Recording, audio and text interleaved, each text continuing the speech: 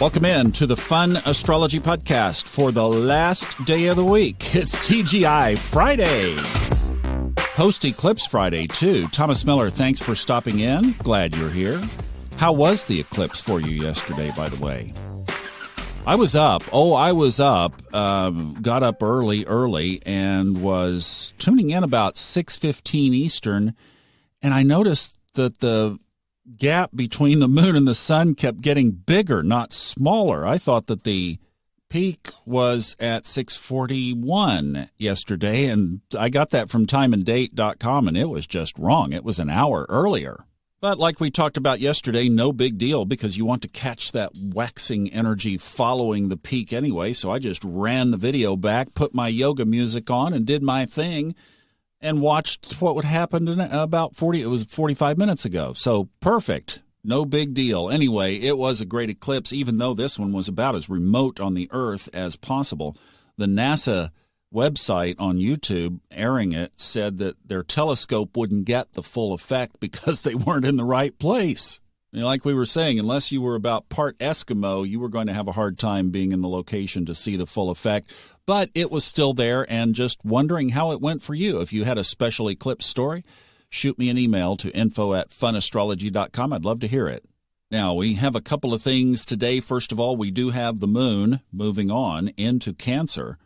Quick trip since the eclipse. Wow, boom, gone in Cancer already. That already has happened, 3:22 a.m. this morning. And then we do have a sign change. Kind of been waiting on this one, actually. Mars moves from water to fire. Mars now moves into Leo. That happens at 9:33 this morning. We will have a much happier little Mars. And if you have Leo in your chart, know that you are going to be activated for the next about 6 weeks. So you say activated positively or negatively? Haha, your choice.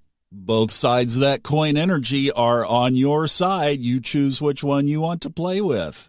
You could turn into Lion the Warrior, or you could turn into Lion the All-Powerful, and have about a month and a half of massive action, creativity, creating, and just being King Lion or Queen Lioness in the world. And if you've been feeling a little bit lethargic over the last 4 to 6 weeks, well, then this will add a little fire and zip to all of our lives. I think with Jupiter getting ready to go retrograde, this offsets this a little bit, but one of the things that you could watch out for is just overexuberance. You could get so enthused about life that you just roar a little bit too loudly for somebody else's preference.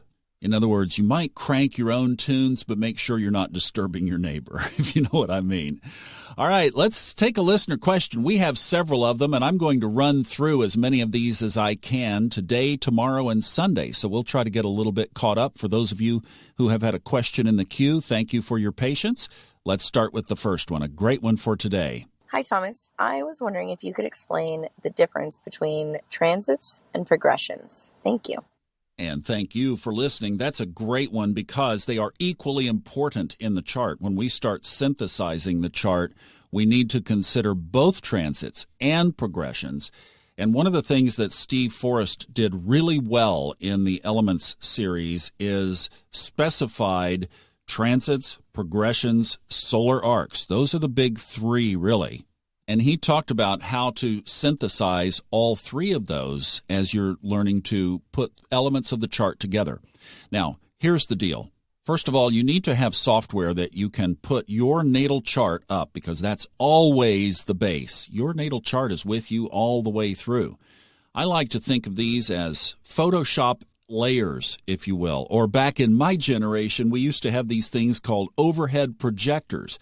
And you had these little plastic film strips, basically, these plastic sheets that you would put down. And you could put a drawing on there, you could write on it with a marker pencil, and that would be layer one. And then you could put another layer on and another layer. So however you visualize it, if you're of the digital age, Photoshop. If you're back from rotary dial telephones, oh yes, I did, then you can use that. So whether you're putting a transit or a progression or a solar arc chart over your natal chart, what you're doing is you're adding that embellishment, just like you do in Photoshop. So most of the charting programs that you can get, even for free online, will let you put your natal chart as the base, and then the outer ring, and then some will even allow you to do 3 rings, and you can add these extra layers to your natal chart. But that's the first thing, is you have to have software that lets you do both. So the transits are exactly what we talk about every day on the show. That's what's in the sky right now. Now, you can move them forward or backwards, so you might want to go back and look at, for example, where the transits were in your chart on January 12, 2020, when Saturn and Pluto were conjunct.